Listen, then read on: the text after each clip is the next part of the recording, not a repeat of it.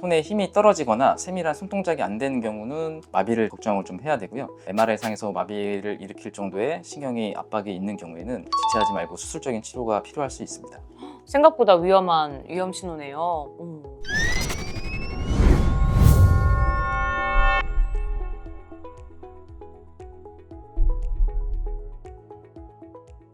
전문의와 소통하고 건강을 이야기하는 시간, 의사소통. 안녕하세요. 저는 아나운서 최슬기입니다. 자, 오늘 저희가 이야기해볼 주제는 더 서울병원의 장보훈 척추센터장님과 함께하도록 하겠습니다. 안녕하세요. 안녕하세요. 더 서울병원 척추센터장 정형외과 전문의 장보훈입니다.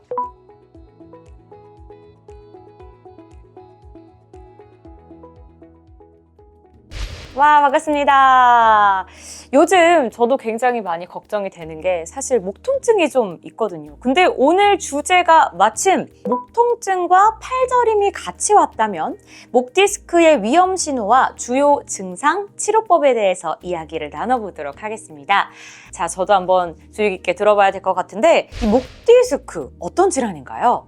목뼈와 목뼈 사이에는 연골인 추간판, 즉 디스크가 있습니다.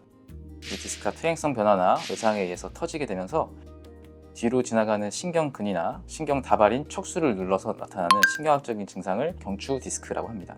그럼 목 디스크의 대표적인 증상은 어떤 것들이 있나요? 일단 대표적인 증상은 어깨 쪽지나 날개뼈 주변에 통증이 나타나실 수 있고 눌리고 있는 신경 부위에 따라서 손가락 쪽으로 저린 증상이 내려가는 방사통이 나타날 수 있습니다.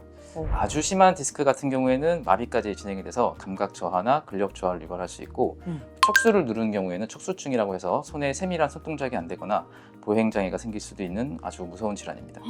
듣기만 해도 너무 무서운데 그러면 이 팔 저림 또는 이제 손이 저리는 경우가 있잖아요. 이런 저림이 목 디스크랑은 또 어떤 연관이 있나요? 대개의 경우에는 모든 마디에 있어서 디스크에 다 문제가 생기기보다는 한 마디의 디스크에 문제가 생긴 경우가 많은데 그럼 그 마디에서 나오는 신경이 눌리면서 그 신경이 지배하는 부위에 손저림이 생길 수 있습니다. 예를 들어서 5번, 6번 디스크가 문제가 발생이 된 경우 6번 신경이 눌리게 되는데 6번 신경은 엄지손가락 쪽으로 해서 바깥쪽, 전완부 쪽으로 저리거나 당기는 증상이 생기실 수 있습니다. 네. 그렇다고 저린 증상이 있다고 무조건 다 디스크냐? 또 그렇진 않거든요. 감별해야 될 질환들이 많이 있기 때문에 추가적인 검사나 치료가 필요할 수 있습니다. 그러면 단순 목 근육통과 이 목 디스크는 어떻게 구분하나요? 대개의 경우에는 이제 자세가 잘못되면서 목 주변에 있는 근육이 경직이 되면서 생기는 근육통을 많이 가지고 내원하시는데요. 네. 근육통 때문에 아픈 것이냐, 아니 디스크 때문에 아픈 것이냐는 저희가 이학적 검사를 통해서 확인을 해볼 수가 있는데요. 디스크가 이제 튀어나와 있는 경우에는 증상이 있는 쪽으로 고개를 뒤로 돌리고 젖히게 되면 튀어나온 디스크가 신경을 더 누르기 때문에 통증이 더 심해지게 되고요. 반대로 증상이 없는 쪽으로 고개를 뒤로 젖히게 되면은 신경이 자극이 좀 덜 되기 때문에 증상이 악화가 되지 않습니다.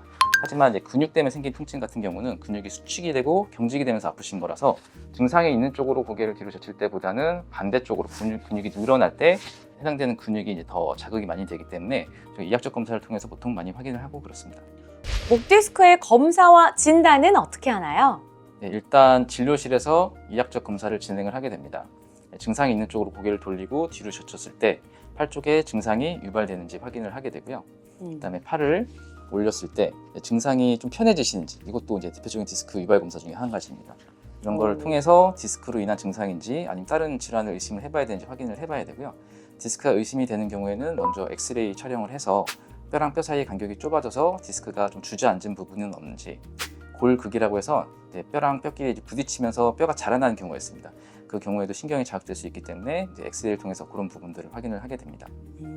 보존적인 치료를 시행을 해도 증상이 지속돼서 이제 뭐 시술이나 수술이 필요한지 여부를 확인하기 위해서 정밀 검사로 이제 MRI를 촬영을 해볼 수가 있겠고요.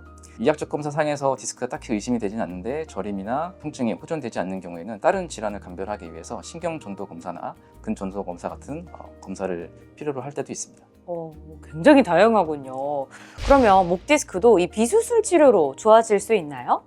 참 다행인 것은 약 90%분의 환자분에 있어서 보존적인 치료로 증상이 호전이 되신 경우가 많이 있습니다.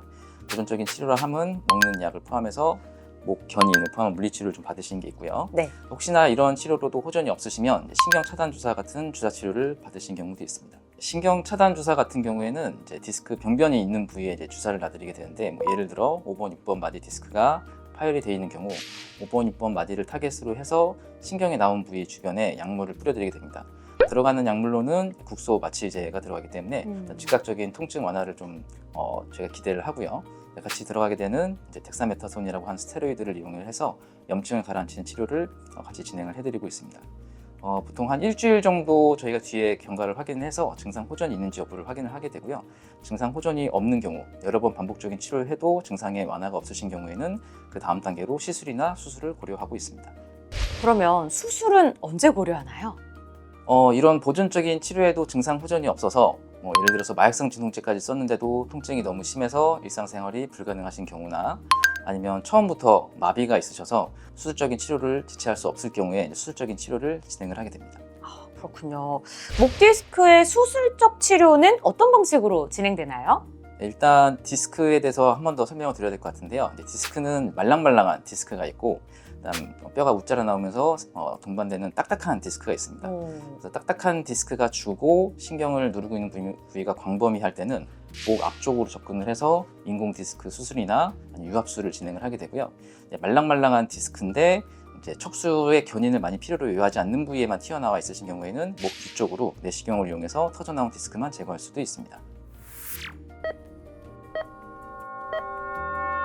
자, 코너 속의 코너 시청자 질문 Yes or No 시간입니다. 이번 시간에는요, 더 서울병원 유튜브 시청자분들의 질문을 모아서 전문의가 답변을 드리는 시간인데요. 자, 그러면 첫 번째 질문 한번 가보도록 하겠습니다. 목은 안 아프고 팔만 저려도 목 디스크일 수 있다?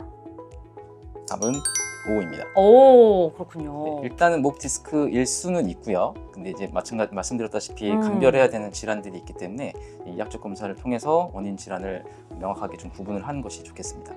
그렇군요. 손에 힘이 빠져서 물건을 자꾸 떨어뜨리는 것은 위험 신호다? 답은 O입니다. 일단은 손에 힘이 떨어지거나 세밀한 손동작이 안 되는 경우는 저희가 마비를 걱정을 좀 해야 되고요. MRI상에서 마비를 일으킬 정도의 신경이 압박이 있는 경우에는 지체하지 말고 수술적인 치료가 필요할 수 있습니다. 생각보다 위험 신호네요. 자, 그러면 세 번째입니다. 예전에 이런 거 많이 봤던 것 같아요. 어떤 연예인이 이렇게 수술 받고서 여기 이렇게 하고 나왔던 프로그램이 기억이 나는데, 목 디스크 수술을 받고 나면 목을 못 움직인다? 답은 X입니다. 일단은 수술을 하시게 되는 경우 아주 드문 경우에서만 장마디 여러 분절에 걸쳐서 고정 수술을 하신 경우가 있습니다. 그 경우에는 목의 움직임이 제한이 있는 건 맞지만 보통의 경우에는 한 마디 내지 이제 두 마디 수술을 하시게 되고 유압 수술을 하시는 경우에도 다른 움직임이 가능한 마디들이 있기 때문에 일상적인 생활을 하시는 데는 전혀 지장은 없습니다. 다만 이제 수술 직후에는 한 달에서 필요에 따라서는 석 달째까지는 보조기를 좀 착용을 하셔야 되기 때문에 일시적인 운동의 제한이 필요할 수는 있습니다. 목 디스크 아마 주변에서 많이 걱정을 또 하시는 질환 중에 하나일 것 같은데 우리 시청자분들에게 한 말씀 부탁드릴게요.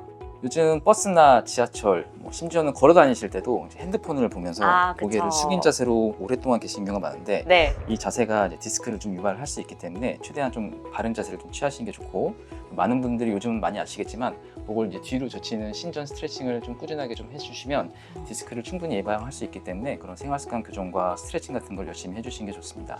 그리고 디스크 증상이 있다고 하더라도 병원에 내원하셔서 적합한 치료를 받으시면 보존적인 치료만으로도 충분히 좋아지는 경우가 많이 있기 때문에 병원 내원하신 것을 두려워하지 마시고 적절한 시기에 적합한 치료를 좀 잘 받으시는 게 좋겠습니다.